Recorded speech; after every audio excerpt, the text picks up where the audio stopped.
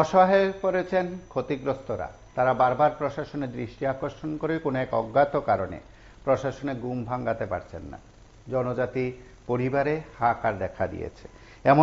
এমনই একজন কথা বললেন সংবাদ মাধ্যমের কাছে, বললেন প্রতিবাদী কলম দায়িত্ব সহকারে সংবাদ প্রকাশ করেছিল, তারপরও প্রশাসনের টনক নড়েনি। বিশালগড় মহকুমা শাসকের কাছে এবার প্রতিবাদী কলমের কপি নিয়ে যাবেন জনজাতি দিনমজুর বিশু রায় দেববর্মা। তার বয়স ৭৭ বছর, বিপিএল ভুক্ত পরিবার বলে তারা জানিয়েছেন। গত ২৩ মার্চ শিলাবৃষ্টিতে তার বসতঘর ধ্বংস হয়ে যায় সম্পূর্ণরূপে। বড় বড় শিলাবৃষ্টির কারণে টিনের ছাউনি হাজার হাজার ফুটো হয়ে গেছে।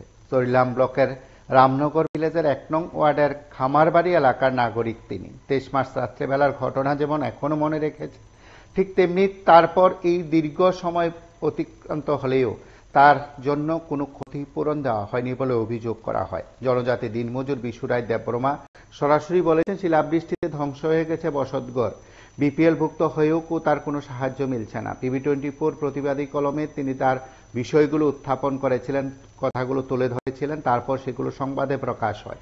এরপরেও ক্ষতিপূরণ পাননি বিশু রায়। চরিলাম ব্লকের দুর্গম পাহাড়ি এলাকা রামনগর খামারবাড়ি থেকে চরিলাম গ্রামীণ ব্যাংক এবং বিশালগড় মহকুমা শাসক অফিস পর্যন্ত প্রায় ৪০ বার গেছেন বলে তিনি জানিয়েছেন।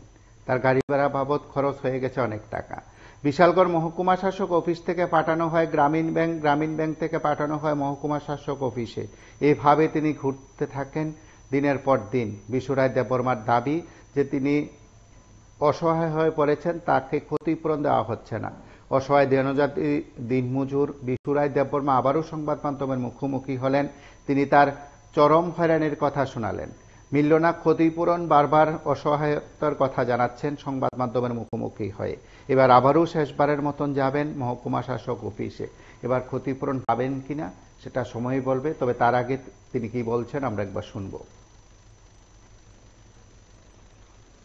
কাকা কি তৈছে আমরা? আমি ২৩ মাসে আমার শিলাবৃষ্টি পরে আমার ঘর সব ভেঙে হয়ে গেছে গা।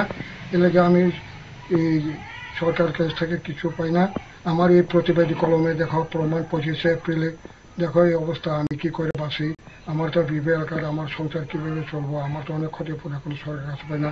আমি বিশাল চরিলাম থেকে রামনগর থেকে আমি গাড়ি ভাড়া বিশালগড় যাইতে আমার এই ২০০ টাকা গাড়ি ভাড়া আমার খাওয়া করতে পারে না। সরকারে আমার এই কিছু দিলেন না। দেখলে ২৩ মার্চের পর্যন্ত এখন পর্যন্ত আমার অতিক্রম হয়ে গেছে, কিছু পাইলেন না। যে সরকার কাছে সব কিছু আমি জানি না স্যার। আপনার এলাকার কি সবাই পাইছে? আমরা এলাকা তো সবাই পাইছে, আমি কি পাইছে না, আমি কি বিরোধী করছে না করছে না যা তো জানি না। আমি এলাকা আমার এখন ২৩ যে হয়ে গেছে গেছে, এরপর আমি ১ পয়সাটা হয়েছে না, সাহায্য দিলে আমি কিছু তো ভালো হবে। কতদিন গেছেন বিশালগড় এসডিএম আমি অফিসে? প্রায় বিশালগড় গেছিলাম, প্রায় ২০ বার মতো গেছে। চরিলাম গ্রামীণ ব্যাংকে?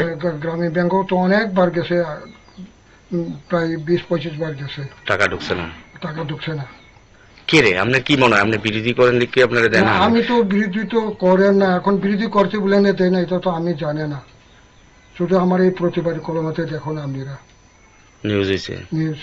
আপনার নাম কি? আমার নাম বিশু রায় দেববর্মা। আপনার বাড়ি? বাড়ি রামনগরে ১ নম্বর ওয়ার্ড। নাম কি? আমার বাড়ি।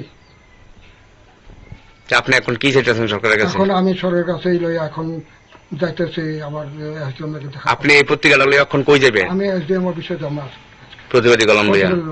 কে রে?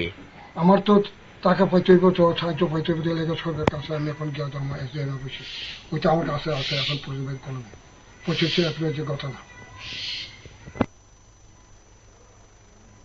আপনারা শুনলেন সেখানে জনজাতি অসহায় ব্যক্তির কি বক্তব্য। তাকে সাহায্য করার জন্য প্রশাসন এবার এগিয়ে আসবে কিনা সেটা সময় বলবে। আপনারা সঙ্গে থাকুন, দেখতে থাকুন টিভি24।